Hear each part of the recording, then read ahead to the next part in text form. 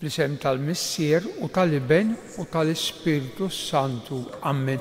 Il-grazzja ta' Sidna Ġesu Kristu li qam mill-imwiet l-imħabba tal-Alla u l-għaqda fl-Ispiritu Santu dawn ikunu magħkom il-koll. Ħuti se niċċelebraw din l-Ewkaristija qegħdin fil-ġimgħa speċjali ta' dan iż-żmien qaddis il-Għid. Nistedinkom sabiex tagħmlu l-intenzjonijiet tagħkom min-naħa tiegħi se jirnofrija l-erjieħ ta' Karl, Charles u l-familji Pace u Galja. U biex inkunu jistħoqilna, nkunu denji għal din l-Ewkaristija jiena u intom ejjew niċċekknu quddiem il-mulej u nitolbuh jenna u jaħfrilna.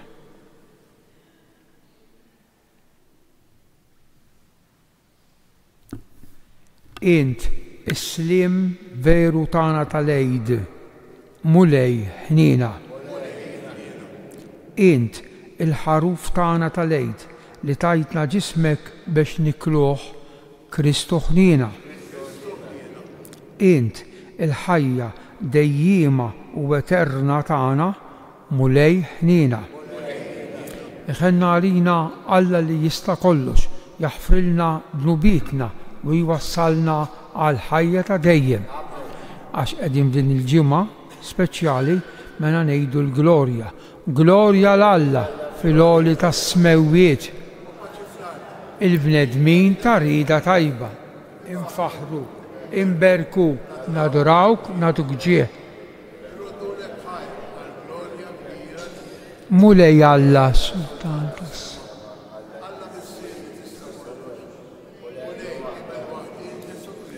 Mulej Alla.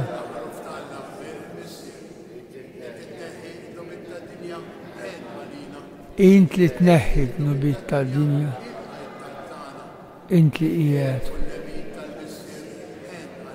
Għaliex int waħd.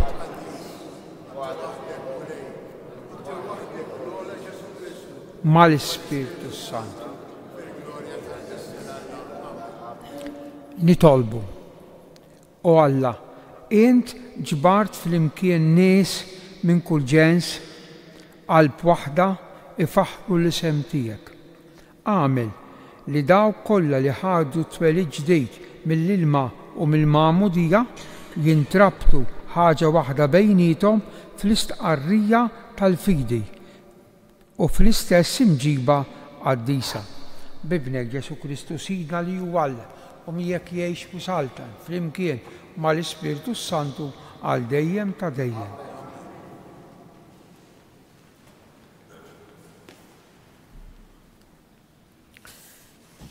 Qari mill-ktieb tal-Atti tal-Apostli.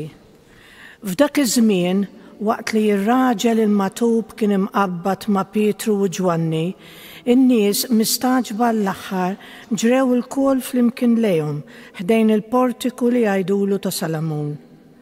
Pietru kif rom għalilhom: nies ta' Iżrael, x'intom tistaġbu b'dan? Jew x'intom tħarsu lejna isna konna aħna li bħilitna jew bit-tieba tagħna għamilna lil dan ir-raġel jimxi.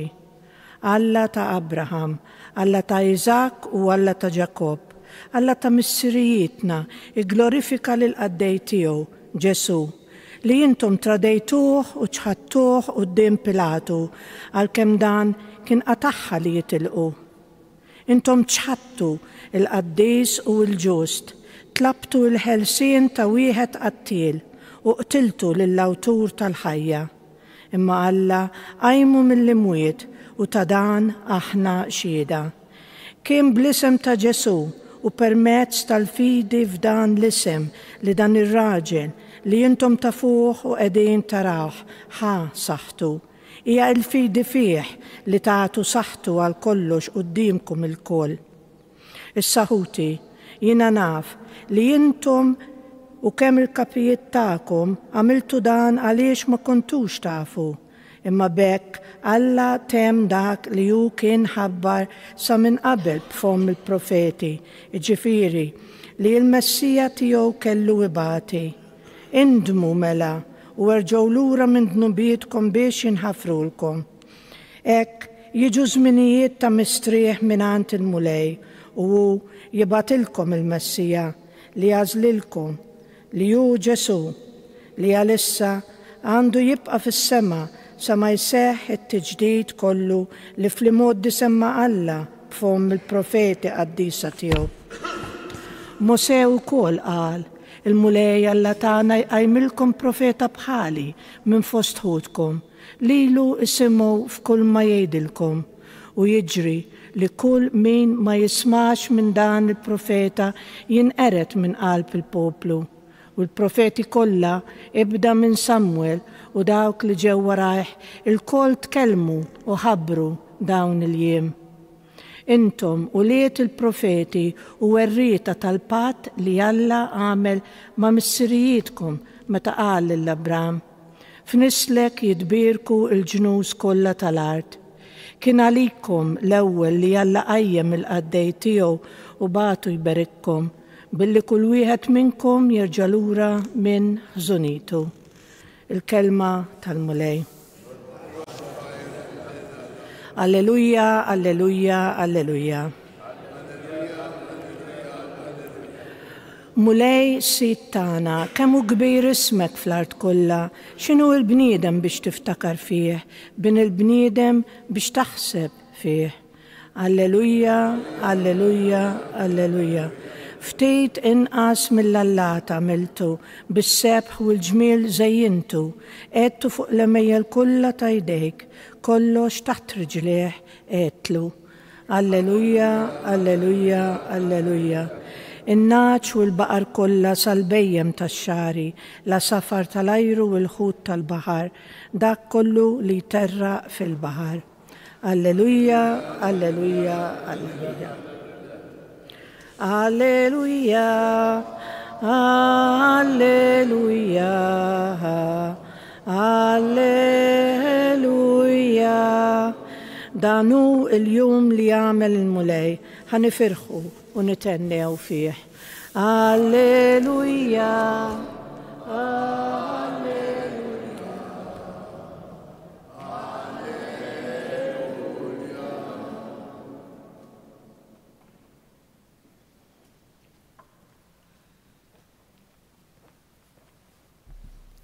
Il-mulej ma'kom. Qari mill-Evanġelju skont San Luqa. F'dak iż-żmien id-disċiepli ta' Emmaus kienu qegħdin itarfu x'kien ġralhom fit-triq u kif kienu għarfu lil Ġesu fil-qsim tal-ħobs. Kif kienu għadhom jitkellmu, Ġesu innifsu waqaf nofshom u qalilhom is-sliem għalikom. Huma twerru bil-biża' għax ħasbu li qegħdin jaraw xi fantażma. Iżda qalilhom għaliex tħawwattu, għaliex dan it-tħassib kollu f'qalbkom. Araw idejja u rġlejja, jiena hu missuni u ifhmuha li l-Ispirtu m'għandux laħam u għadam bħalma qegħdin taraw li għandi jien. Huwa u jgħidilhom dan u rihom id-dejħ u riġlejh. Iżda billi huma fil-ferħ tagħhom kienu għadhom ma jridux jemnu u beqgħu mistaġba, għalilhom għandkom xi ħaġa tal-ikel hawn, huma resqulu qudiemu biċċa ħuta mixwija u ħada u kiela qudiemhom. Imbagħad qalilhom meta kont għadni magħkom qedtilkom dawn il-kelmiet, jeħtieġ li jseħħ kull ma nkiteb fuqi fil-liġi ta' Mosè, fil-profeti u fis-salmi. Imbagħad fetħilhom moħħhom biex jifhmu l-Iskrittura u qalilhom hekk kien miktub li l-Messija jibati u fit-tielet jum iqum mill-imwiet u li l-indiema għal maħfra ta' dnubiet tixxandar f'ismu lill-ġnus kollha ibda minn Ġerusalemm. Intom xhud ta' dan. Il-kelma tal-mulej. Il-bieraħ, forsi niftakru, forsi ma niftakrux. L-ewwel lezzjoni smajna l-ewwel miraklu li jagħmel Pietru u Ġwanni waqt li kienu deħlin fit-Tempju ta' Ġerusalem għat-talb tal-għasar ngħidulu t-tlieta wara nofsinhar, it-tlieta l-erba' l-għasar. U hemmhekk kien hemm magħtub jittallab il-karità. Din ix-xena għadha teżisti Ġerusalem, għadha teżisti.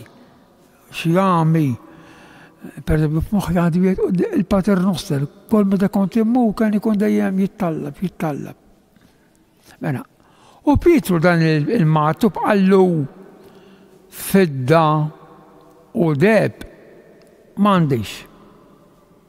Imma milli għandi nagħtik f'isem dan il-bieraħ f'isem Ġesu ta' Nazaret. U imxi. U dak beda jimxi. Issa, il-lewm, issa ma kemm sabiħa l-lewm issa. Waqt li jirraġel il-magħtub sewwa kien imqabbad u skow ma' Pietru u Ġwanni u skoll imqabbad. Għamlu jimxej, għat ma kien jimxej, kien imqabbad ma' Pietru u Ġwanni. In-nies mistaġba l-aħħar, kammu sabiħ, mistaġba l-aħħar. Bdew jgħidu, dan x'inhu, dan x'taħwidu, il-Pietru dan Pietru, dan qatt ma mexa, kif issa Pietru u Ġwanni qallu u qed jimxej. Pietru dejjem hu l-kap, bħalissa l-kap ta' warajh dirett jgħid quddiem il-bambin u ġismu għadu l-Vatikan Franġisku. Dejjem hu Pietru l-kap malli jiġi mażu l-ieħor li l-Ispirtu Santu biss jaf minn sa jkun. U jkun kollox fil-Knisja l-kap Pietru, għalhekk Pietru malli radan għallilhom nies ta' Iżrael, isimhom kemm għallimhom sabiħ ta' Pietru. Għallhom dan mhux bħilitna qed jimxej, mhux jien sajjiet, mhux jien. Imma għal bis-saħħa ta' Ġesu għax jenek qetlu fl-isem Ġesu ta' Nazaret mu imxej, mela mhux jien. Beda jgħallimhom Pietru, għallhom minnu, għallhom dak li jintom tiltuh, sallabtuh, u fit-tielet jum qam Alla qajmu u ta' dan aħna xhieda.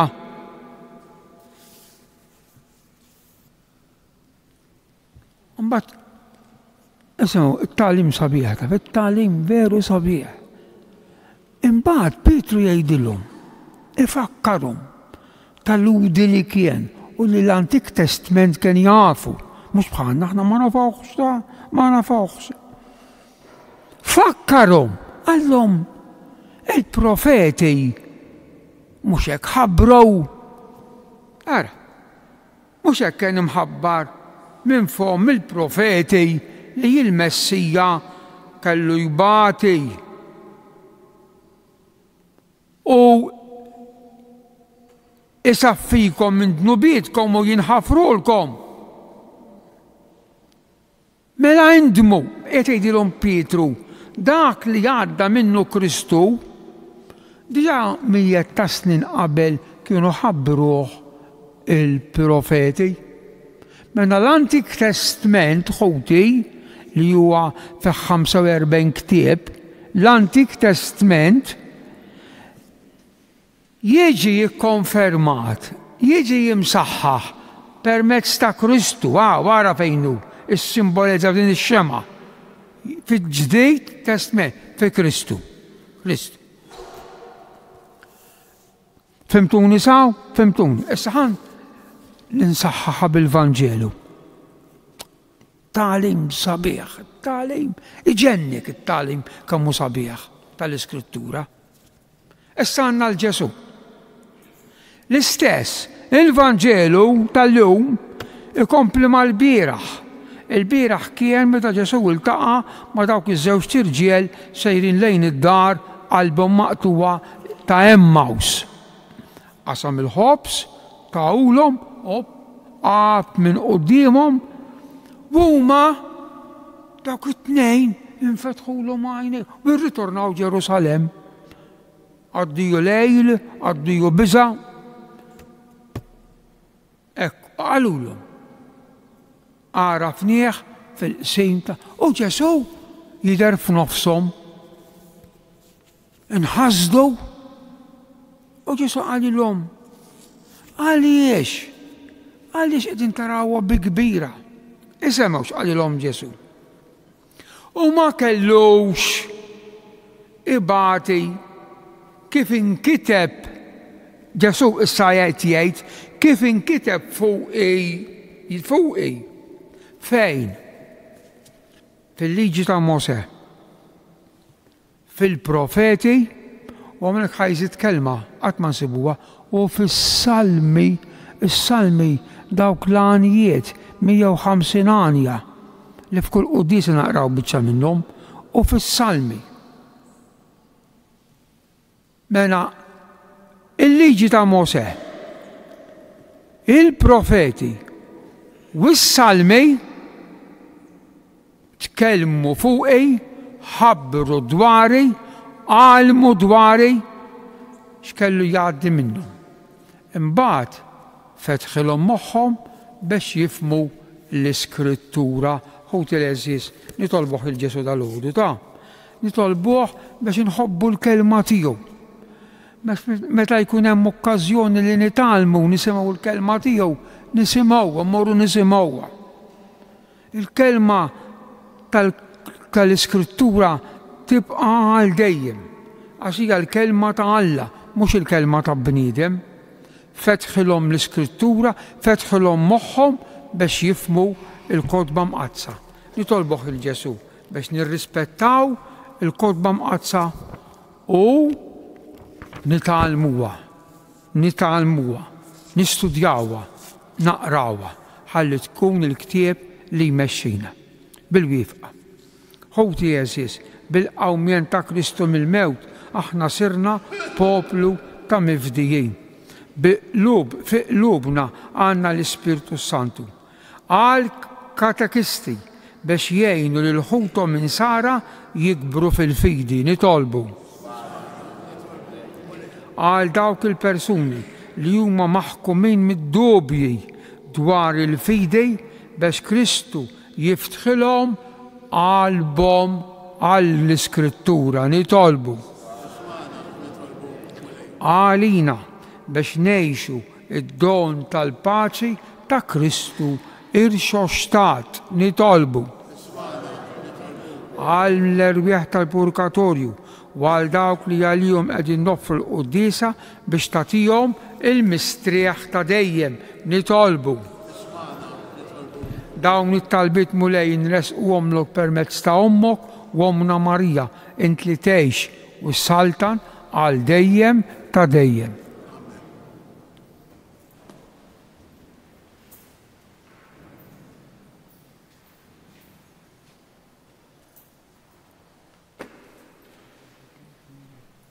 Alla tal-ħolqien kullu.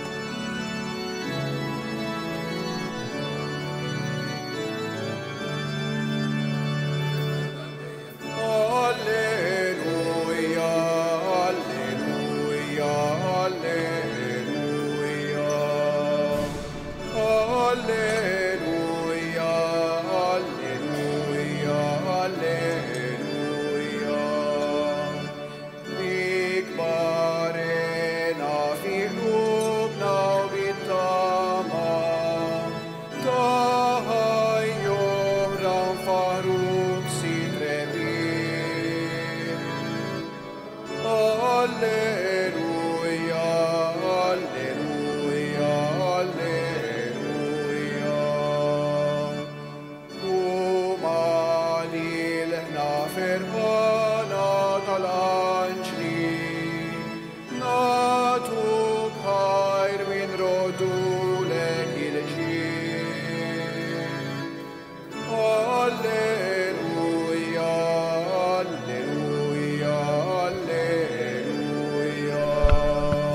Jitolbu ħuti biex is-sagrifiċċju tiegħi u tagħkom ikun jogħġob l-Alla l-Missier li jista' kollox.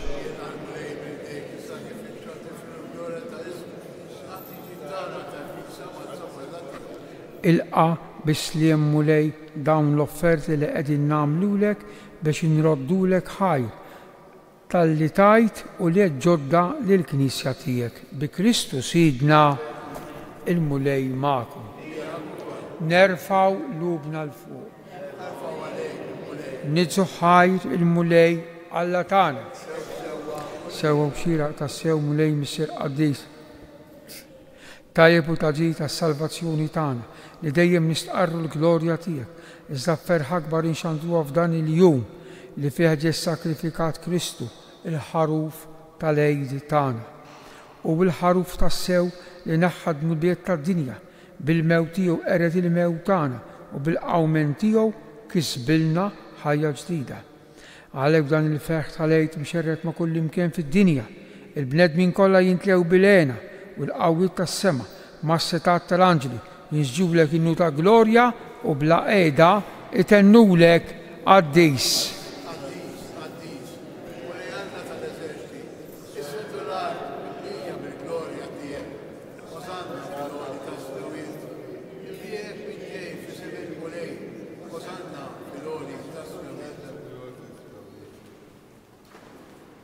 Qaddis tas-sew int mulej, inti l-għajn ta' kull qdusija. Qaddis għalhekk nitolbuk dawn l-offerti bil-barka tal-Ispirtu tiegħek biex isiru għalina l-ġisem u d-dem ta' Sidna Ġesu Kristu li meta kien se jingħata biex minn rajħi bataħ għall-ħobs radd il-ħajr qasam ta' lid-dixxipli u qalilhom ħudu u kulu il-koll minn dan għax dan huwa ġismi li jingħata għalikom.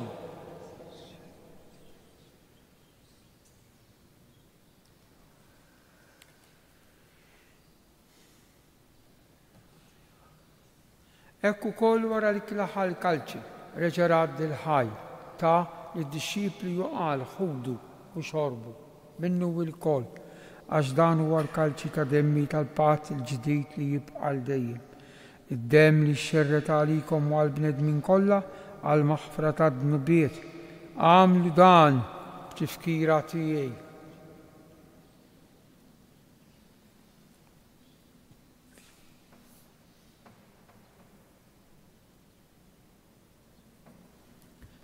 Dan hu l-misteru tal-fidi.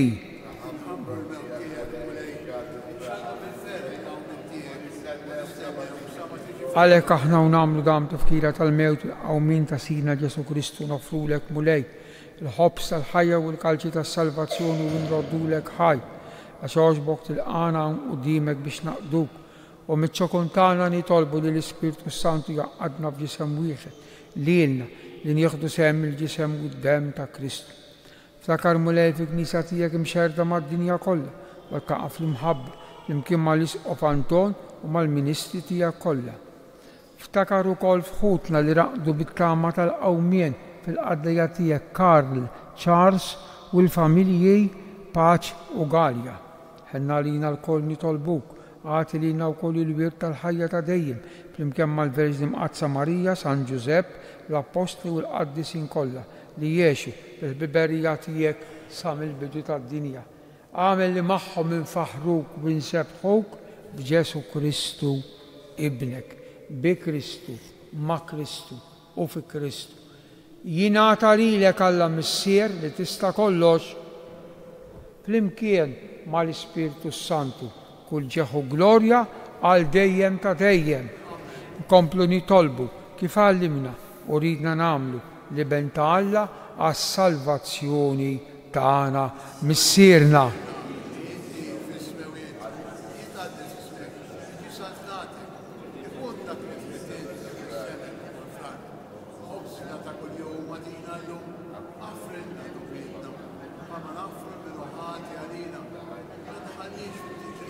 Għal-isla nitolbuk mulej minn kull deni jatina fit-tiba u ħnin għatijak il-paċi fi żminna biex inkunu ħilsa mid-dnub u mħarsa mill-inkwiet.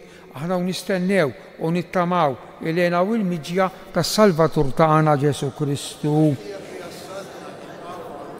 Mulej Ġesu Kristu li jgħid l-apostli tiegħek inħallilkom is-sliem, nagħtikom is-sliem tiegħi la tħares lejn dnubitna, iżda ħares lejn il-figli tal-Knisja tiegħek għatija s-sliem u laqda li jintrid fija intli tgħix u s-saltan għal dejjem ta' dejjem il-paċi tal-mulej kun dejjem magħkom. Għatu il-paċi lil xulxejn, paċi magħkom. Ngħidu flimkien ħaruf ta' Alla.